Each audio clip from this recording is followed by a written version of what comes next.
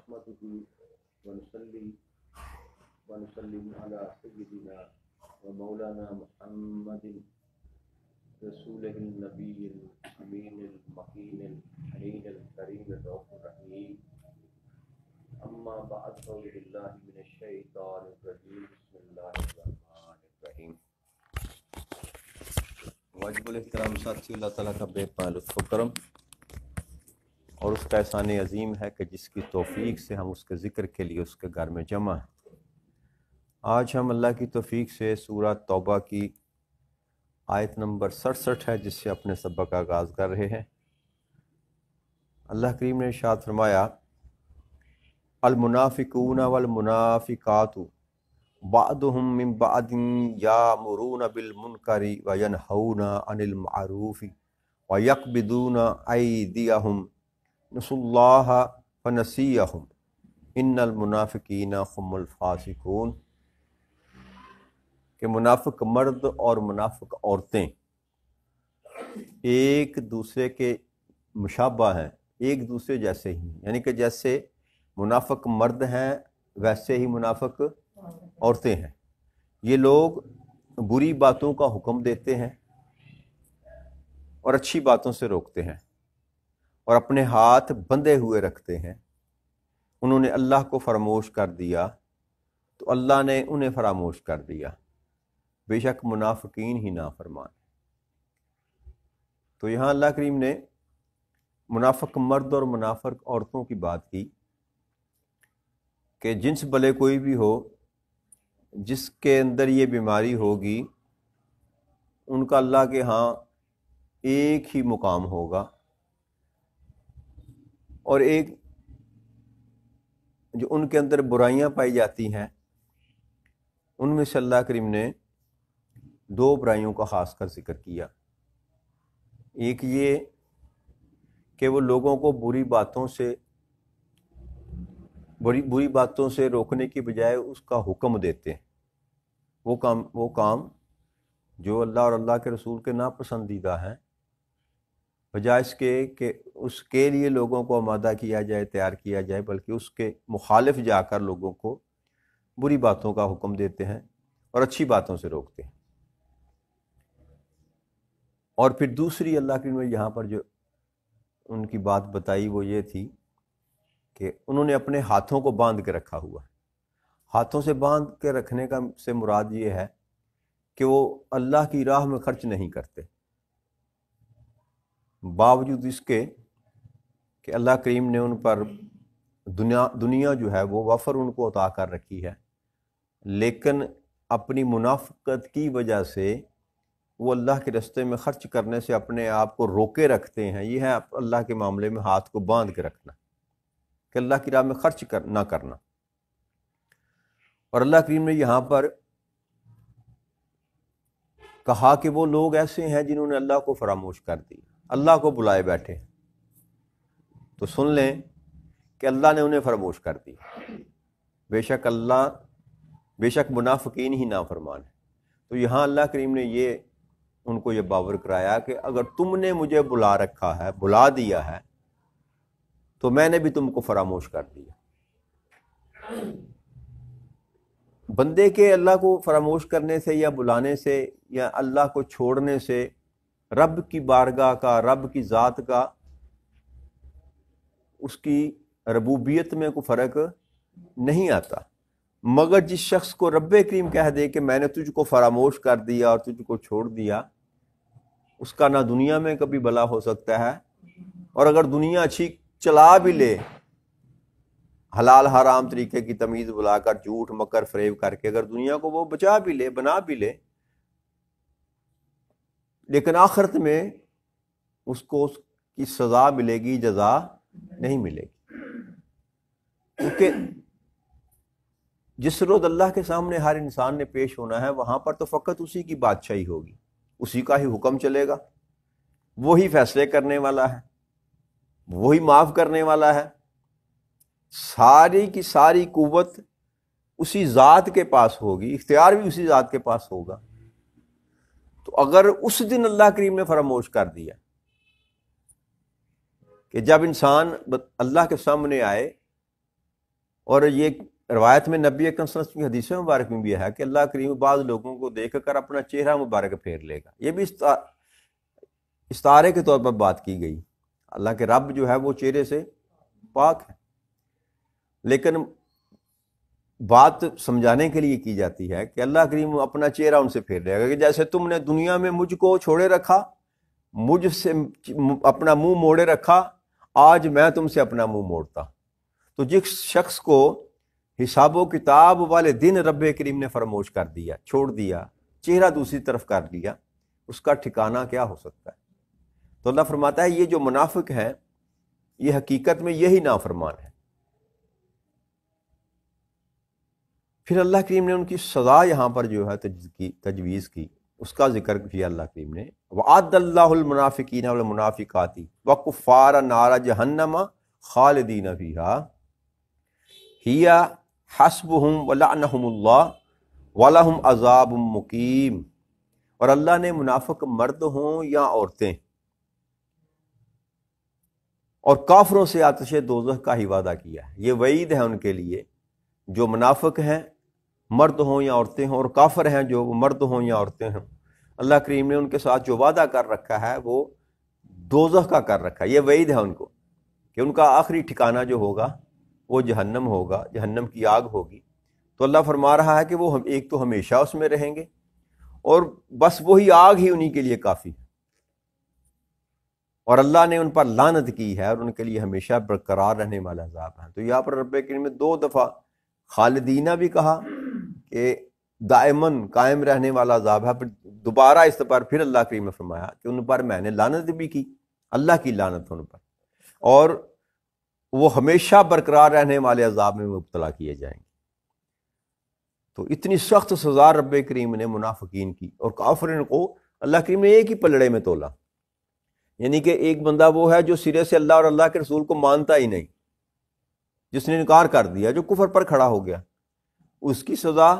اور ایک وہ جو مانتا ہے، زبان سے مانتا ہے مگر دل سے اقرار تصدیق نہیں کرتا، ظاہری طور پر ایماندار ہے مگر اندر اس کے ایمان نہیں ہے. تو اللہ نے یہاں پر ان دونوں کو ایک ہی پلڑے میں رکھا کہ ان دونوں کا ٹھکانہ جہنم ہے،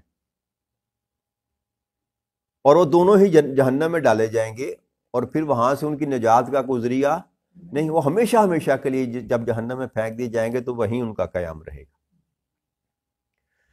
آگے اللہ کی ارشاد فرما رہا ہے کالذین من قبلکم کانوا اشد منکم قوۃ واکثر اموال واولاد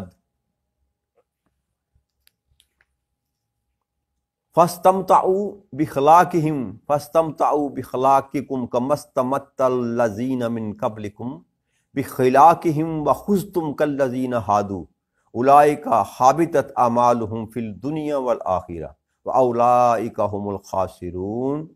اب اللہ ارشاد فرما رہا ہے کہ جس طرح تم انہی لوگوں کے مثل ہو جو تم سے پہلے ہو گزرے، جو اللہ اور اللہ کے رسول کی بات کو نہ ماننے والے، وہ تم سے زیادہ طاقتور تھے اور تم سے زیادہ صاحب حیثیت تھے، مال اور اولاد میں تم سے کہیں بڑھ کر تھے، پس وہ اپنے حصے سے فائدہ اٹھا چکے. یعنی کہ دنیا میں جو کچھ انہوں نے کرنا تھا وہ کر گزرے،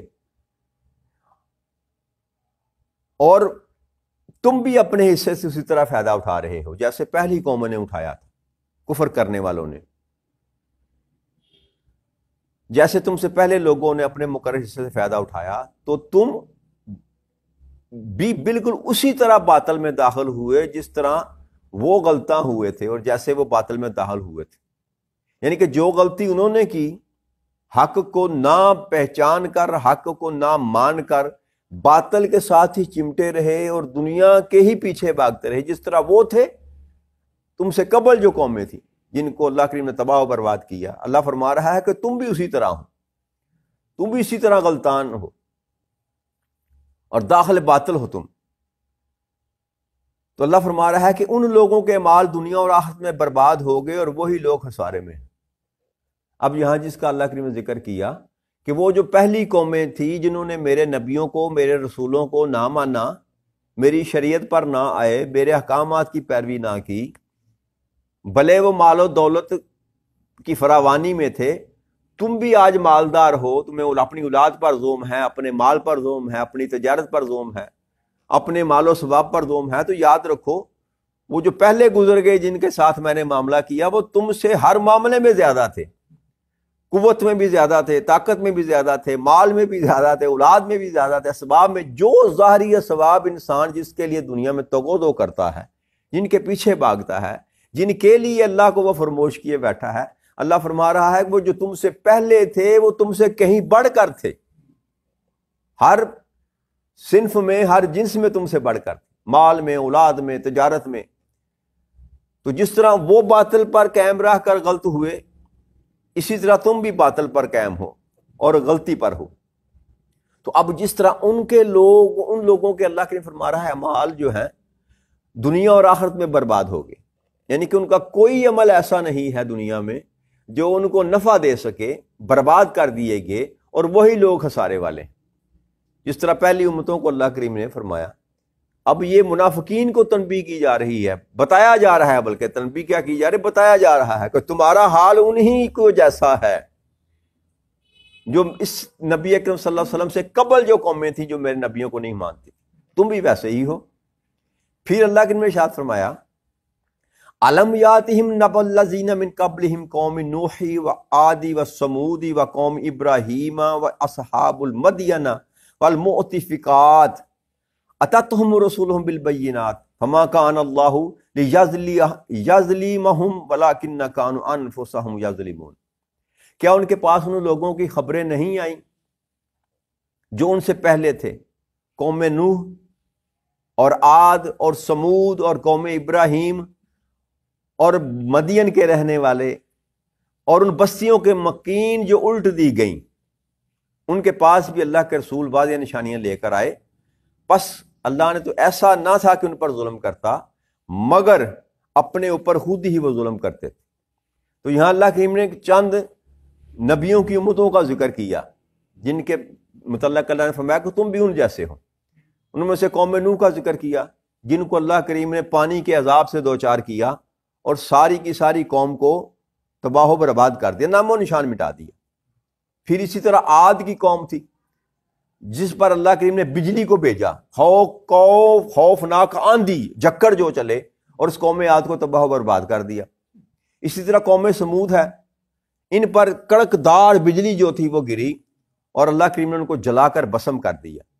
اور پھر قوم ابراہیم کی اللہ کریم نے بات کی کہ ان کو بھی تباہ و برباد کر دیا۔ نمرود جو تھا، جو اپنے آپ کو اس وقت خدا کا دعویٰ کرتا تھا، اللہ کریم نے ایک ادنا سے مچھر کے ذریعے اس کا انجام جو ہے اس کا خاتمہ کیا۔ اور اسی طرح اللہ فرما رہا ہے کہ مدین میں جو حضرت شعیب علیہ السلام کی قوم تھی، انہوں نے بھی جب حضرت شعیب علیہ السلام کی بات نہ مانی تو اللہ کریم نے ان کو بھی حلال کر دیا، اور ان پر جو تھی ایک سائبان تان دیا گیا، اور اللہ نے ان پر سائبان کا جو عذاب نازل کیا، اوپر سے آگ برسائی رب کریم نے اور جلا کر ان کو بسم کر دیا گیا۔ زمین زلزلے سے پھٹ گئی، آسمان سے آگ کی بارش ہوئی، جیسے چھتری تان جاتی ہے نا سائبان، اللہ فرما رہا ہے کہ ان پر سائبان کی طرح اس آگ کے عذاب نے ان کو ڈانپ لیا، آ کر نیچے سے زمین زلزلے کے ساتھ پھٹ رہی ہے، اوپر سے آسمان سے آگ برس رہی ہے۔ یہ عذاب اللہ کریم کہتا ہے کہ میں نے شعیب علیہ السلام کی اس نام فرمان قوم کا حال کیا، تو کیا تم نے یہ سارا کچھ دیکھا نہیں ہے؟ اور پھر فرمایا وہ بستیاں جن کو الٹ پلٹ کر دیا گیا، یہ حضرت لوط علیہ السلام کی قوم کی بات کی جا رہی ہے۔ موت کفا کا مطلب ہوتا ہے، اس کو انقلاب بھی کہا جاتا ہے، اس کا معنی ایک انقلاب بھی ہے۔ انقلاب کہتے ہیں کہ ہر نچلی چیز کو اوپر کر دیا جائے اور اوپر والی چیز کو نیچے کر دیا، انقلاب اس کا نام ہے، تبدیل کر دیا جائے، اوپر والا نیچے اور نیچے والا، اسی لیے انقلاب کہتے ہیں اس کو۔ پلٹ جاتا ہے سارا کچھ، جو اوپر والے ہیں نیچے چلے جاتے ہیں، نیچے والے اوپر چلے جاتے ہیں۔ تو ایسی قوم کا بھی اللہ نے ذکر کیا، اور وہ لوط علیہ السلام کی قوم تھی کہ ان کو ایسے پلٹ دیا گیا، اٹھا کر بستی کو ایسے پلٹ دیا گیا، اور قیامت تک کے لیے ان کا نام و نشان مٹا دیا گیا۔ تو اللہ یہ بتا رہا ہے کہ کیا ان لوگوں تک جو اب بھی منافق ہیں اور کفر پر کھڑے ہیں، ان تک یہ ساری باتیں نہیں پہنچی کیونکہ کتابوں میں سارا تورات اور انجیل جو تھی، جن کو آج بائبل کہتے ہیں، ان ساری کتابوں میں ان قوموں کا ذکر موجود ہے۔ جو قرآن کریم آپ بیان کر رہا ہے، نبی اکرم صلی اللہ علیہ وسلم سے پہلے عیسیٰ علیہ السلام کے پاس جو انجیل تھی یا موسیٰ علیہ السلام کے پاس جو تورات آئی، ان سب میں یہ معاملہ جو تھے وہ درج کیے گئے تھے، قوم عاد کا بھی، قوم سمود کا بھی، قوم ابراہیم کا بھی، مدین والوں کا بھی، اس کے علاوہ بھی اور کئی قومیں ایسے تھیں جن کو اللہ کریم نے تباہ و برباد کیا۔ تو اللہ فرما رہا ہے کہ ان کے پاس بھی میرے رسول جو تھے وہ میری آیات، میری نشانیاں لے کر آئے تھے، مگر انہوں نے بھی اسی طرح قبول کرنے سے انکار کیا تھا جیسے تم اب انکار کر رہے ہو۔ تو پھر اب ان کا جو حشر ہے وہ اپنی آنکھوں کے سامنے رکھو۔ اب جو حشر میں نے ان کے ساتھ کیا وہی بھی تمہارے ساتھ کروں گا، تمہیں بھی عذاب سے دوچار کروں گا۔